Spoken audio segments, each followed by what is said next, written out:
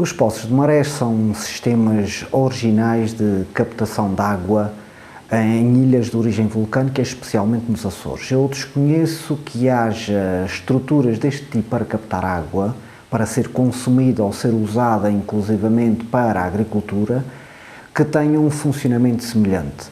A origem dessa tecnologia perde-se nos tempos, mas não se consegue identificar uma zona do país de onde eles possam ter surgido em termos da tecnologia utilizada. Creio que foi um bocadinho da utilização do senso comum e das observações locais dos primeiros povoadores e da necessidade de ter água para beber que levou à procura de água e encontrou uma solução muito particular, como sejam o caso dos poços de marés. Ora, os poços de marés são assim chamados porque o seu nível de água no fundo, chamado nível piezométrico, oscila de acordo com a maré, ou seja, o nível da água do poço sobe e desce à medida que a maré sobe e desce. Pode não ter uma resposta automática. O que é que quer dizer com isso? Quer dizer que o seu nível de piezométrico não é máximo quando a maré é máxima, podem estar desfasados, mas oscila exatamente no mesmo período. E resulta de que, sempre que nós escavamos numa ilha e descemos ao nível do mar, há possibilidade de encontrarmos água, quanto mais não seja água salgada.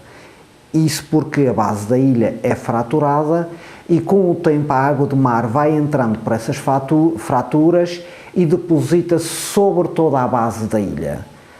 Se chover, à medida que a água se vai infiltrando no solo e havendo fraturas verticais, a água vai se depositando sobre a água salgada.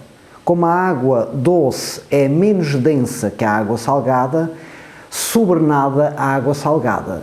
É semelhante ao que se passa com água e azeite, em que o azeite, sendo menos denso, sobrenada a água doce, onde está misturado. E o mesmo se passa aqui com a água doce e a água salgada. Mas para que não haja mistura dessas duas águas, a velocidade de deposição da água doce sobre a água salgada tem que ser muito lenta. Sendo assim, o poço de maré surge quando, numa zona plana perto do mar, se escava o solo e o subsolo até um nível que pode ser equivalente ao nível do mar ou inclusivamente a uma profundidade superior ao nível mínimo das águas do mar. Ou seja, o poço de maré pode resultar de uma escavação que atinja pelo menos 20 metros abaixo do nível médio da água do mar. Sendo assim, a água doce que se vai infiltrando, vai-se depositando muito lentamente sobre a água salgada e acumulando-se. Daí que, quando a retiramos, ela é mais ou menos salobra. Este gosto de salobra resulta da mistura entre a água doce e a água salgada. Quanto maior for a mistura, maior é o gosto desagradável que essa água tem. Então, os primeiros povoadores das ilhas, nomeadamente, e conhecem-se poços de marés na Terceira, em São Jorge, no Pico e no Faial. Desconheço a existência de outros poços de marés noutras ilhas. Resulta de escavar um poço junto ao mar, em que se atinge um nível que é equivalente ao nível médio da água do mar, em que há água doce que sobrenada essa água salgada, ou seja, atinge-se o aquífero basal. E essa água não resulta de uma nascente. Poderá, hipoteticamente, resultar de uma nascente, mas isto são casos muito particulares. Eu não conheço nenhum poço de maré que capte uma nascente.